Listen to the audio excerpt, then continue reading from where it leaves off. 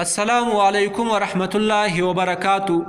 محترمو اوریدونکو، په اکثرو کسابو کې د هغه رنګه په کورو کې چې کوم وخت چرګه حلاله کړي نو د هغې د بڼکو ایستلو څخه مخکې دغه خلکو د دې نس نه وي ورڅرې کړی او هغه ګندې لا نه یې رایستلی، په ګرمو اوبو کې دغه چرګ ایږدي.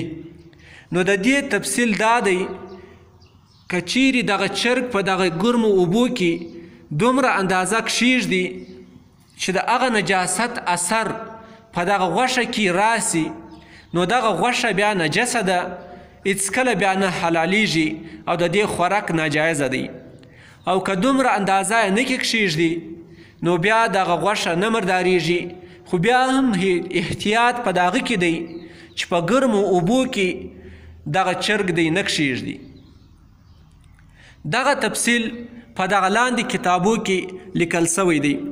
حاشیه تحتاوی علی مراکب الفلاح صفحه 160، رد المحتار صفحه 340 جلد نمبر اول، حلبی کبیر صفحه 250، فتاوای دینیه صفحه 480 جلد نمبر 3، فتاوای محمودیه صفحه 480 جلد نمبر 13. السلام علیکم ورحمت الله وبرکاتو.